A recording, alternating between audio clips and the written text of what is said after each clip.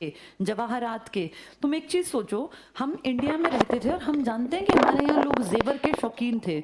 हमारे पुराने राजा मुकुट भी सोने के, गले में सोने के। भाई मान लो राजा मर गए, वो सब चीजें तो यही रह गई होंगी ना, वो सब कहाँ गया? जो ये मुगल थे, इनके शौक कितने रईस थे, ये अपनी पगड़ी में भी ना हीरे जवाहरात जड़वाते थे।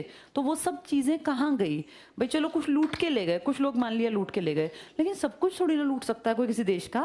अंग्रेजों ने 200 सालों में ये देश खाली कर दिया, भर भर के जहाज यहाँ से जवाहरात के। मैंने काकोरी कांड बताया था आपको, तो वो ट्रेन क्यों लूटी उन लड़कों ने? उस ट्रेन में खजाना था। खजाना किसका था? अंग्रेजों का था या हमारा था? भाई वो मुकुट, वो गहने, वो सारे कंगन, कड़े और गले के और ये जितने हमारे राजा पहनते थे, वो सब हमारा खजाना था। शाही खजाना लूट लिया हमारा। और बेटा बहुत पुरानी बात नहीं है, आज़ादी के बाद की बात है। जब देश आज़ाद हुआ था ना, तो हमारे उस टाइम पर भी हमारी देसी रियासतें थी जिनमें राजा थे, रजवाड़ों के मुखिया। और इन राजाओं के पास ये एक फैक्ट है कि अपनी घरेलू पुश्तैनी संपत्ति थी।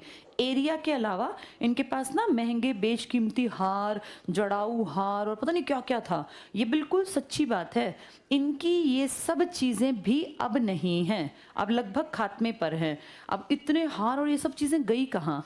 आपके देश में 1975 में इंदिरा गांधी ने आपातकाल लगाया था। कहते हैं इस आपातकाल में आवाजाही सब रोक दी। नेशनल हाईवे नंबर 8 हुआ करता था, जिसको जिसको आज तुम जयपुर हाईवे कहते हो ना, जयपुर दिल्ली ये जाता है मुंबई तक, दिल्ली गुड़गांव से निकल के।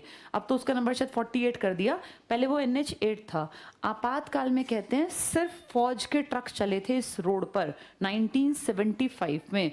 और यहाँ पे जो जयपुर के आसपास का राजस्थान है ना, यहाँ बहुत सारे देसी रियासतें थी, रजवाड़े थे, पुराने राजा।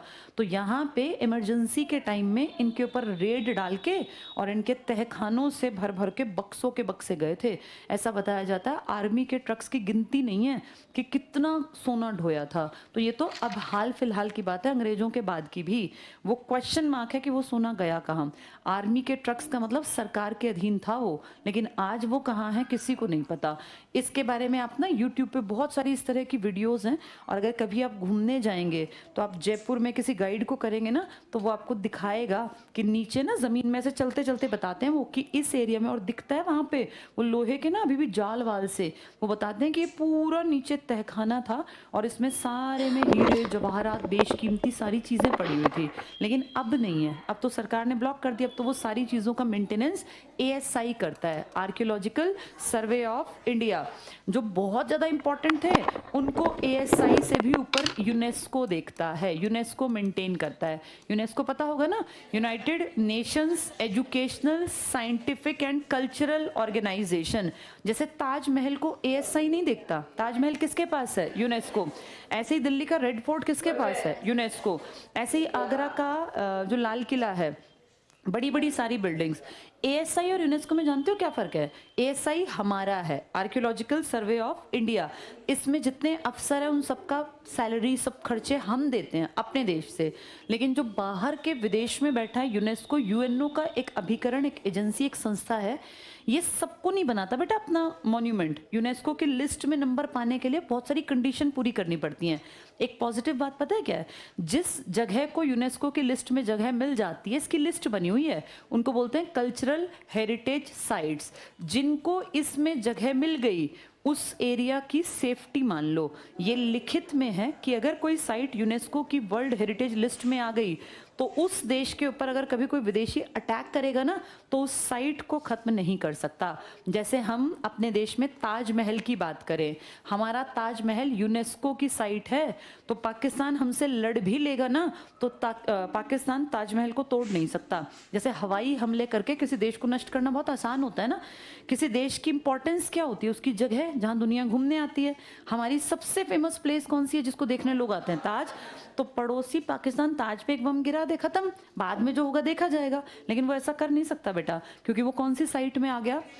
यूनेस्को की हेरिटेज साइट को कोई भी देश दूसरे देश की को खत्म नहीं कर सकता। लड़ लो, झगड़ लो, मार लो एक दूसरे को, लेकिन यूनेस्को की साइट पे अगर तुमने हमला किया तो फिर तुम्हारी पेशी UNO में होगी। फिर सारे वर्ल्ड की जितनी कंट्रीज हैं तुम्हारा व्यापार खत्म कर देंगे। फिर देश भूखा मरेगा, क्योंकि आपके पूरे दुनिया में जितने देश हैं उन सब की बेटा लगभग देशों की ओपन इकोनॉमी होती है।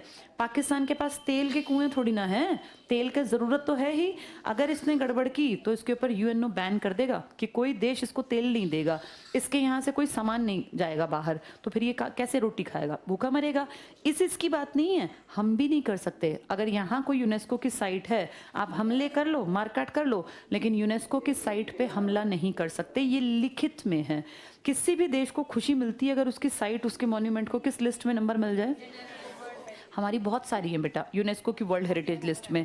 हाँ, ये मतलब बढ़ जाती हैं। पहले 40, मेरे ख्याल 45 के आसपास हैं शायद। अब अभी पीछे 2 बढ़ाने की बात कर रहे थे ना।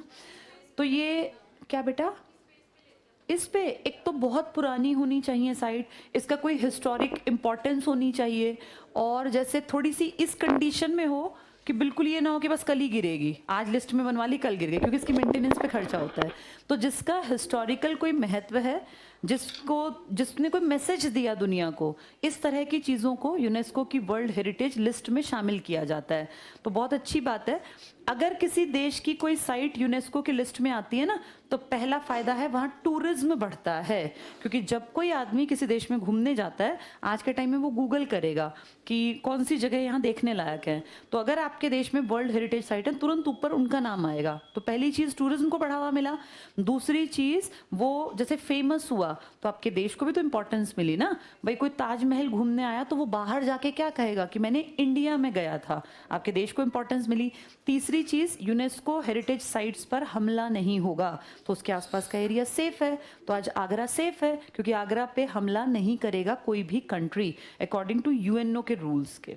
आया समझ में? ये वापस आते हैं तो देशी रियासतें, ये इससे भी पहले की बात करते हैं। दादा भाई नौरोजी कैसे वादी थे? ये उदारवादी। हमने इनकी खास बातें पढ़ ली। हाँ बेटा, यूनेस्को किसने बनाई थी? यूनेस्को एक एजेंसी है। यूनेस्को को किसी एक आदमी ने नहीं बनाया, एक संस्था बनाई गई थी बहुत पहले, यूनाइटेड नेशंस ऑर्गेनाइजेशन।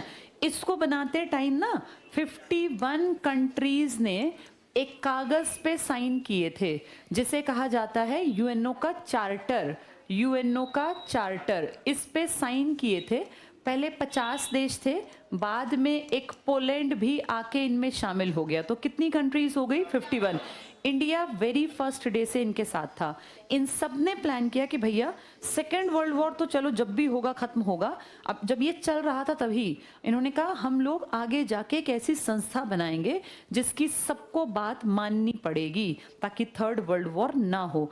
ये सबको दिख रहा था कि हमने इतना डिस्ट्रक्शन, इतना नुकसान कर लिया कि अगर कभी थर्ड हुआ तो फिर कोई बचेगा नहीं।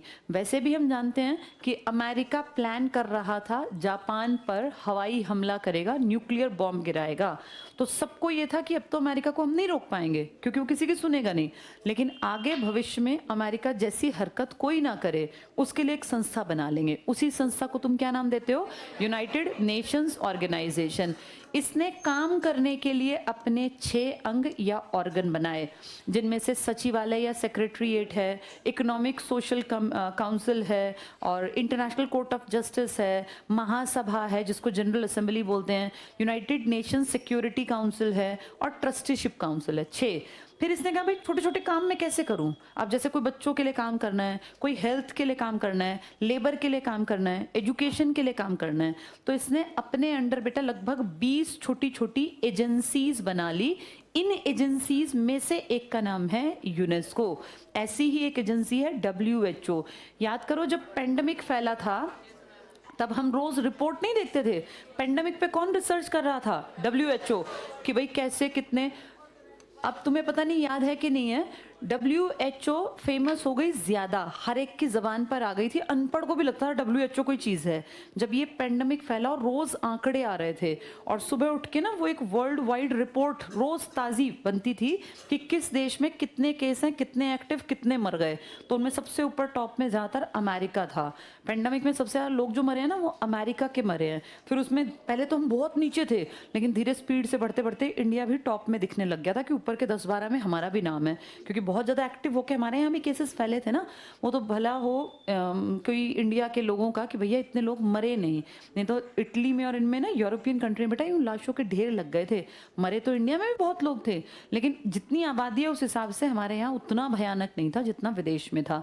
तब WHO रोज रिपोर्ट निकालता था, ये नित्य नियम से कहता था ये काम करो। WHO मतलब क्या है? World Health Organization. ऐसे ही एक संस्था है इसकी इंटरनेशनल लेबर ऑर्गेनाइजेशन। ऐसे बहुत सारी संस्थाएं हैं, IMO इंटरनेशनल मैरीटाइम ऑर्गेनाइजेशन, इनके अलग अलग काम हैं। तो UNO ने अपने काम बांट दिए, जैसे शादी के घर में नहीं काम बांट देते, भाई 2 लड़कों को तुम्हें ये काम है, तुम्हें ये काम है, तुम्हें ये काम है, तो वो सब अपने अपने काम करते हैं। ऐसे UNO ने अपनी एजेंसीज बना के एक एजेंसी को कहा तुम बच्चों के लिए काम करो, उसको नाम दे दिया यूनिसेफ। एक को कहा एजुकेशन साइंस कल्चर पे काम करो, उसको नाम दे दिया यूनेस्को। एक को कहा औरतों के लिए काम करो, एक को कहा इनके लिए हथियारों के लिए काम करो। तो ऐसे काम का बंटवारा कर दिया। UNO के अंडर आती हैं इस तरह की सारी एजेंसीज जिनके आगे या तो इंटरनेशनल लिखा होता है या वर्ल्ड लिखा होता है या फिर यूनाइटेड नेशंस ही लिखा होता है। चलो अब वापस आते हैं